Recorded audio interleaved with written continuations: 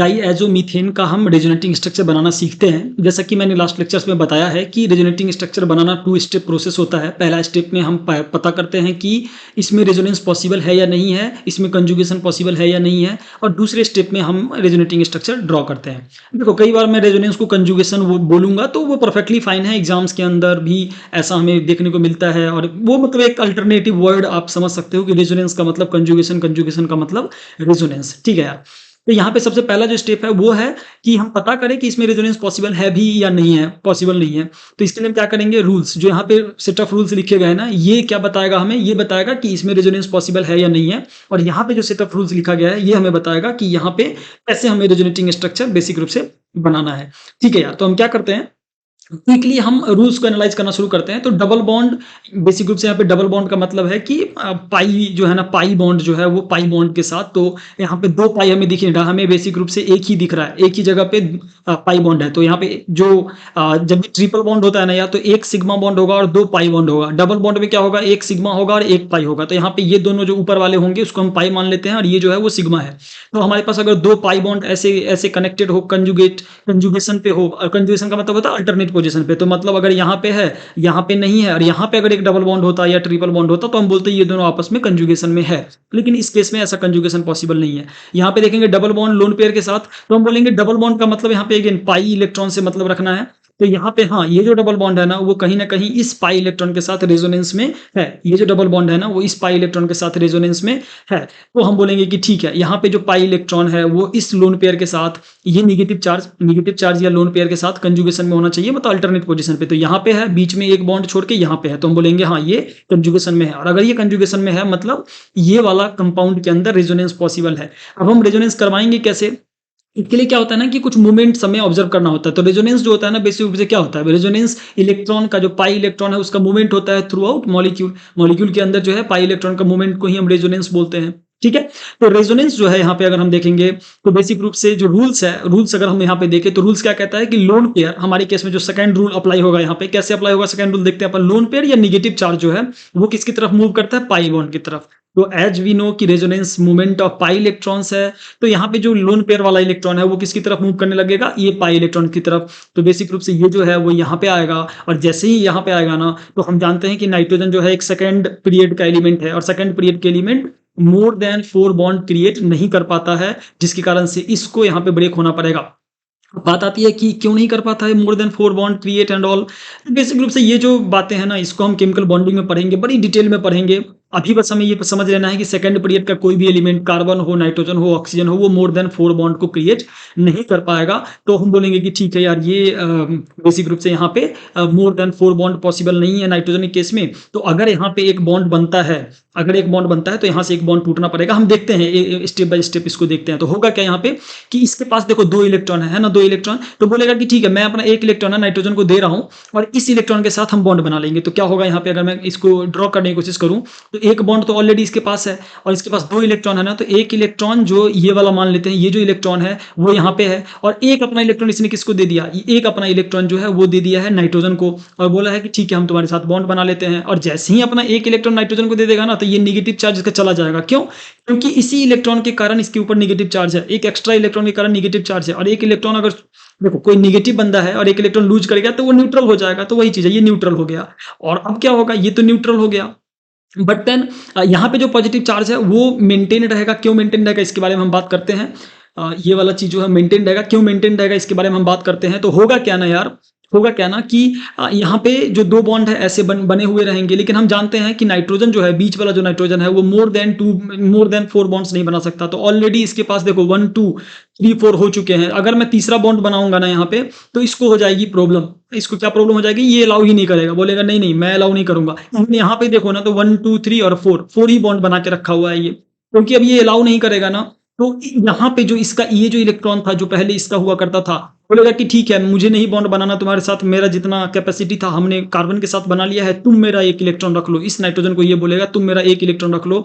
जैसे ही ये बोलेगा तुम मेरा 1 इलेक्ट्रॉन रख लो, तो इस नाइट्रोजन के ऊपर क्या आ जाएगा, एक निगेटिव चार्ज आ जाएगा। कैसे? 1 इलेक्ट्रॉन गेन हुआ है ना, ये वाला जो इलेक्ट्रॉन है वो इसको गेन हो गया है। तो आप बोलोगे कि यार एक और जो इलेक्ट्रॉन था इसका वो कहाँ चला गया, तो वो इसका अपना इलेक्ट्रॉन है, वो इसे छुपा के कहीं पे रखा हुआ है। इससे क्या मतलब, केवल हम दिखाएँगे वही इलेक्ट्रॉन जो बाहर से आया है या बाहर से लूज़ हुआ है तो हम पॉजिटिव दिखाएँगे, और अगर हमने किसी को दे दिया है तो हमारे पास पॉजिटिव आ जाएगा, और अगर बाहर से जिसने गेन किया है उसके ऊपर नेगेटिव आना पड़ेगा। मतलब एक इलेक्ट्रॉन मतलब एक नेगेटिव चार्ज, ये चीज़ हमें ध्यान में रखनी है।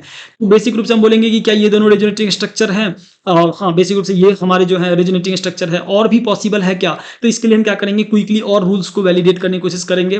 तो हम बोलेंगे ठीक है, double bond conjugation with double bond, तो कंजुगेशन पॉसिबल ही नहीं है। ये डबल बॉन्ड लेंगे, इसको छोड़ के यहाँ पे होना चाहिए था, not possible. Double bond conjugation with lone pair, तो ये जो डबल बॉन्ड है ये एक बीट करके यहाँ पे लोन पेयर या नेगेटिव चार्ज है, ये वाला रूल जो है यहाँ पे वैलिडेट हो रहा है। तो हम बोलेंगे कि इस रूल के हिसाब से ये जो है कंजुगेशन में है, मतलब ये डबल बॉन्ड कंजुगेशन में है इसके, समझ रहे हो? डबल बॉन्ड, बीच में एक गैप और लोन पेयर या नेगेटिव चार्ज, तो यहाँ पे नेगेटिव चार्ज है, तो ये दोनों कंजुगेशन में है। और अगर ये दोनों कंजुगेशन में है तो again rule number 2 like here कि लोन पेयर जो है या नेगेटिव चार्ज जो है वो किसकी तरफ जाएगा, वो जाएगा डबल बॉन्ड की तरफ। तो हम बोलेंगे कि ठीक है, तुम नीचे उतरो और इससे ऊपर जाने दो। तुम तो बोलोगे यार आपकी फिर से जैसे ही नीचे उतरेगा तो डबल बॉन्ड बनाएगा और ये वापस जाएगा तो यहाँ नेगेटिव चार्ज आएगा, तो यही कंपाउंड बन गया ना। एग्जैक्टली जैसे ही हमें पता चल जाता है कि ये फिर से वही कंपाउंड आने वाला है जहां से हम चले थे, तो हम वहीं पे स्टॉप हो जाते हैं और बोलते हैं कि इस वाले कंपाउंड का जो डाईएजोमीथेन है, इसमें केवल दो कंपाउंड, दो ही रेजोनेटिंग स्ट्रक्चर पॉसिबल है, और वो हमने यहाँ पे आपको बना के दिखा दिया। अगला क्वेश्चन लेते हैं यार अपन।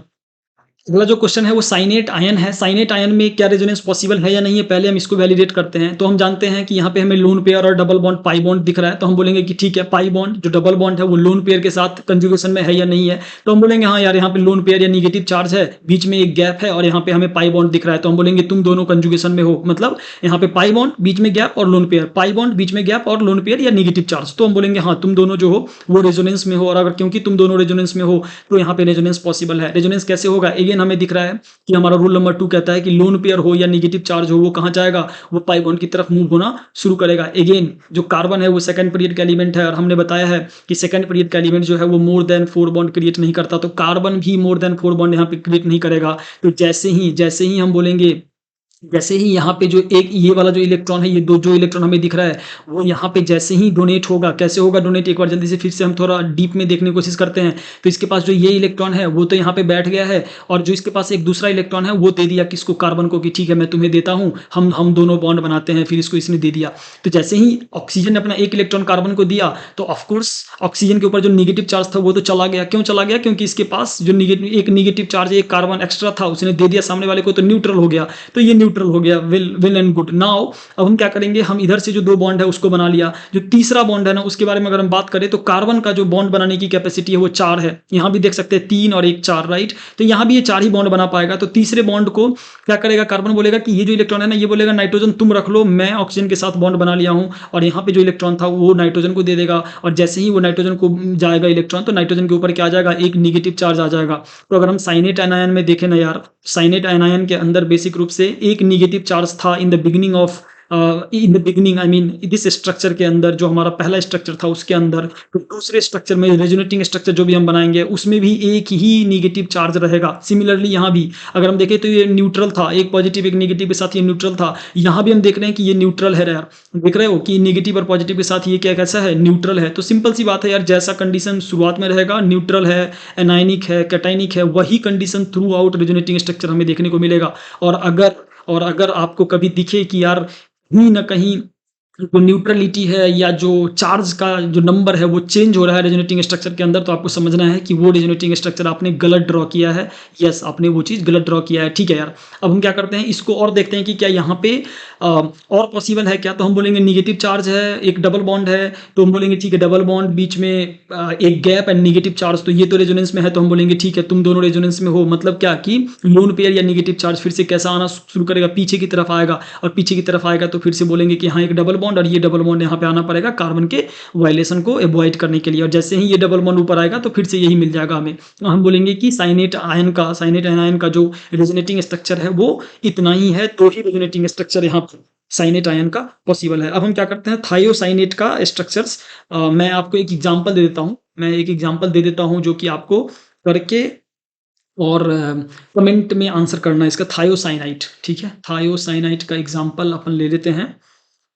हाँ, तो ये हमारा थायोसाइनेट है और एग्ज़ैक्टली आपको दिख रहा होगा कि कहीं न कहीं ये एग्ज़ैक्टली सेम है किसकी तरह? जो हमारा साइनेट आयन था, एनायन था, उसकी तरह साइनेट एनायन जो है उसमें भी इसमें केवल O की जगह पे हमने S लगा दिया है। तो हमें बताना है कि इसका कितना रेजोनेटिंग स्ट्रक्चर पॉसिबल है और आपको अपने नोटबुक के अंदर इसको ड्रॉ करके भी इसका प्रैक्टिस भी करना है। ठीक है यार, अगर आपको ये लेक्चर्स पसंद आ रहे हैं तो वीडियोज़ को लाइक करो, चैनल को सब्सक्राइब कर लो और सबसे इम्पोर्टेंट चीज़ अपने दोस्तों के साथ शेयर करो ताकि उन्हें भी कुछ सीखने को मिले। Thank you for watching this lecture.